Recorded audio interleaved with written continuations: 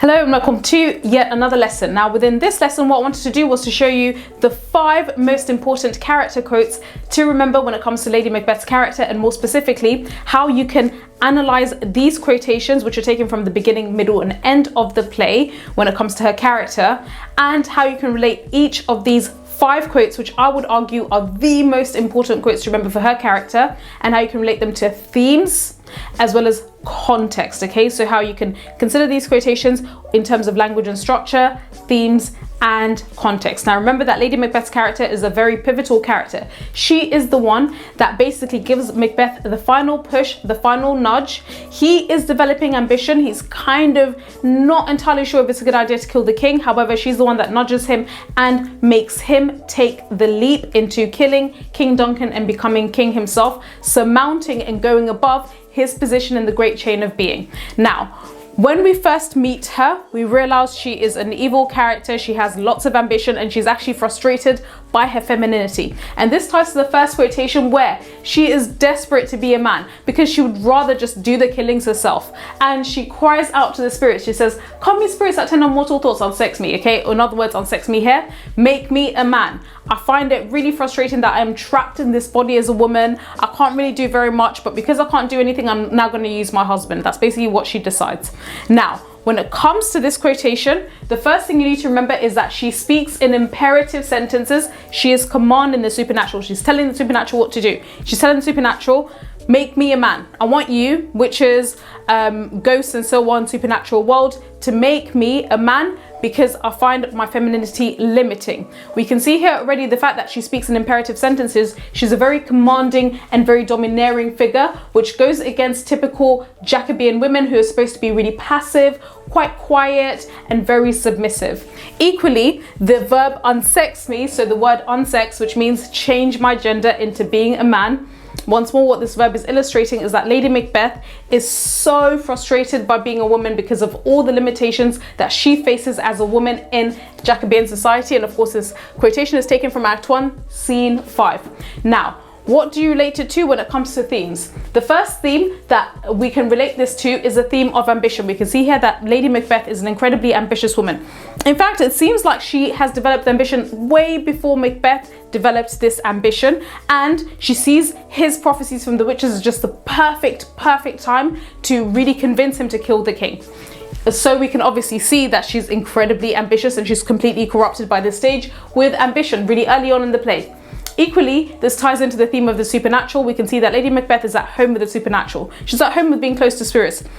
She actually is happy to be aligned and close to devilish evil spirits if that's what it takes to become powerful. She will do anything.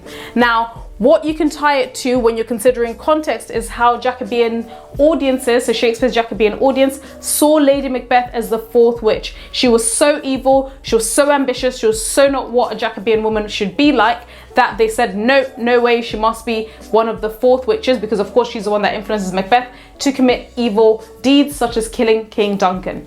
The second quotation to remember when it comes to Lady Macbeth's character is how she is very powerful and very well-versed in deception. She is a master, or maybe a mistress, of deception. She knows how to use her femininity as a way to create sympathy for people to think, oh, okay, she definitely can't do that. But then obviously she uses this femininity to misguide and mislead people. She also tells Macbeth to use his outward appearance to look like he's an innocent person, but use that to misguide other people, because she tells him, look like the innocent flower, but be the serpent under it.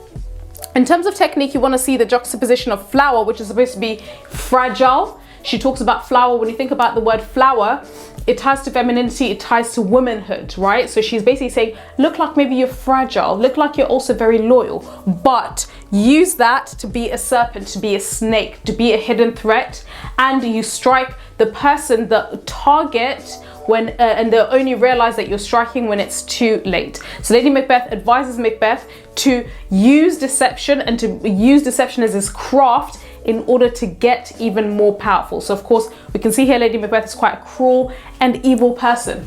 Now, when it comes to themes, This quotation is really powerful as it ties into the theme of reality and appearances. In other words, remember that within the play, what Shakespeare is trying to also illustrate to his audience is that you cannot believe everything at face value, okay? For example, King Duncan believed everyone at face value. Hence, he was betrayed by the first Thane of Cawdor, who started a war against him, but also he was betrayed by the second Thane of Cawdor, Macbeth, who ended up killing him. However, when you trust people just based on the surface, based on how they appear, the reality can be very different. And actually, the people and the characters within the play that survive are those that don't trust appearances as they are, because the reality will be different. And Lady Macbeth manipulates this. She uses her appearance as a woman to create this idea that she's very fragile. However, in reality, she's quite cunning, she's quite cruel, she's quite evil. Also, what you can tie it to in terms of context is she obviously uses her femininity and her fragility in order to influence Macbeth to violate the divine right of kings by killing King Duncan in order to become powerful. And of course, for her, what she stands to gain is to be a queen. Now, the third quotation which you want to consider when writing about Macbeth, and obviously how to analyze it, is when Lady Macbeth puts up of his final defense. He says, I can't do this. I can't kill the king. And she is able to manipulate him by questioning his masculinity. She says, I don't see you as a man unless you kill the king. And when you durst do it, then you were a man. And this is taken from Act 1, Scene 5. We can see here that Lady Macbeth is amazing at manipulating Macbeth, at using his masculinity against him, because he then, desperate to prove his masculinity, agrees to kill the king so that he can show that he's really man enough. Now, of course, here the alliteration durst and do it. It shows just how forceful and how powerful she is as she's talking to Macbeth. She's the one that has control of the relationship, not the other way around. She's the one that tells him what to do, and she's the one that calls the shots. Now, in terms of themes, the main theme to tie it to is the theme of ambition, because what this is illustrating is Lady Macbeth sees ambition as something that is a sign of power and strength, and she sees Macbeth lacking in enough ambition to kill the king as being a weak man. But equally, the flip side of it is that we can see here Lady Macbeth's ambition to be powerful has obviously corrupted her completely. She'll do anything, including using her own husband to become queen. Now, the context, which is really interesting, because we can see that there's a clear power imbalance between Macbeth and Lady Macbeth. She calls the shots, and this illustrates contextually how the marriage was not conventional. The marriage was not a regular marriage. Usually Jacobean marriages and Jacobean relationships had men and husbands. Basically, they were the ones who were the most powerful, and their wives meekly and quietly listened to them and waited at home to be told what to do. However, Lady Macbeth has flipped these roles, and there's a gender reversal. It's Lady Macbeth is on top. Lady Macbeth is the one that's telling Macbeth what to do, and Jacobeans saw this as really unnatural. Now, the fourth quotation, which you want to remember when it comes to Lady Macbeth's character, is how she responds when she learns of King Duncan's death and when she sees Macbeth coming back with blood on his hands. Macbeth is horrified. He can't believe this. He said, Neptune's oceans can't even wash this blood from my hands.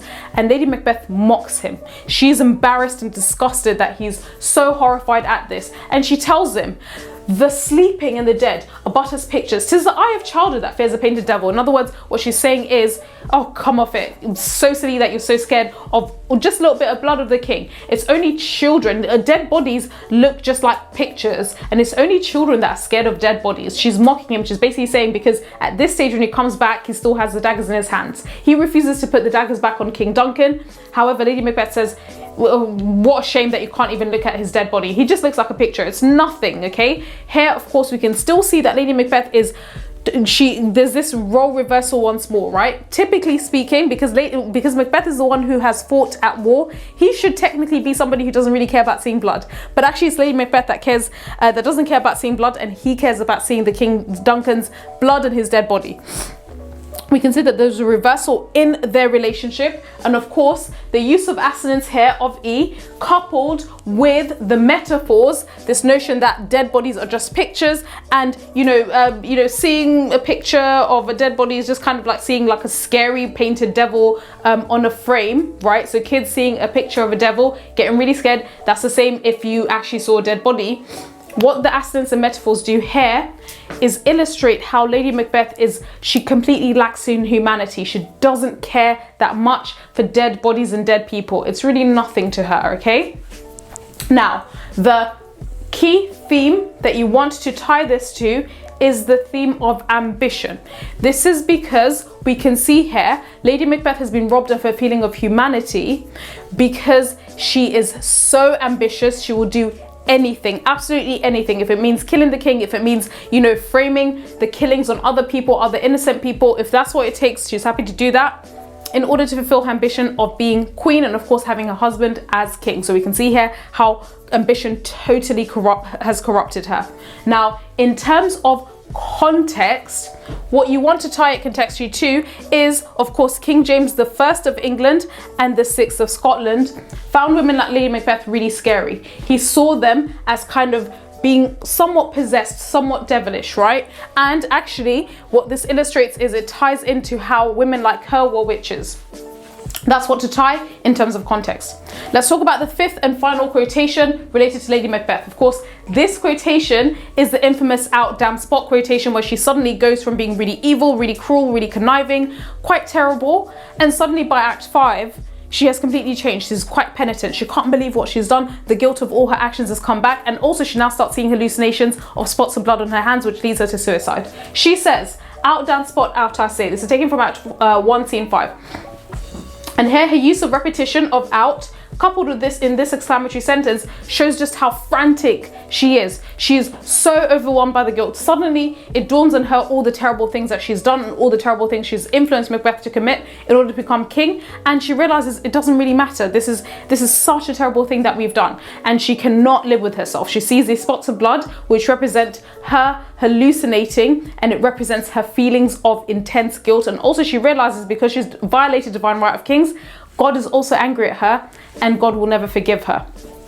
Now, in terms of the themes to tie this to, of course, the first theme is the supernatural. What she's illustrating is relying on the supernatural, i.e. unsex me here, you spirits, will still lead to your ruin and your downfall, okay? So here we can see that she's now a ruined woman and she's probably gonna go to hell. So of course this is illustrating how terrible it is to support or to even rely on the supernatural, because they will lead to your downfall. Equally, of course, this ties into the theme of guilt, because we can see that Lady Macbeth is seeing hallucinations, and hallucinations reveal, and when characters see hallucinations in the play, they see them because they feel really guilty. Here, Lady Macbeth is incredibly overwhelmed by her guilt. She has completely changed. She's done a 360. She has reversed roles. Macbeth at the beginning was guilty, then he became really corrupt. Lady Macbeth at the beginning was corrupt, then she became guilty. And here, of course, this theme illustrates her intense guilt at all the murders she has influenced, and of course also her intense guilt at having influenced her husband to commit regicide, killing the king. Now, in terms of context, what you can say is that her hallucinations and her going crazy, sleepwalking, and eventually killing herself, this is God's punishment for all her terrible sins. Remember that God is angry because she violated divine right of kings. Therefore, he is now punishing her. And of course, when she dies, she is going to go to hell. So that's really it when it comes to how to remember key quotations. And these are the 5 quotations I would argue are the most important quotes for Lady Macbeth's character. And of course, what you can consider when you're considering tying these quotations to language or structure, as well as theme and context. Okay, so there you have it. And thank you so much for listening.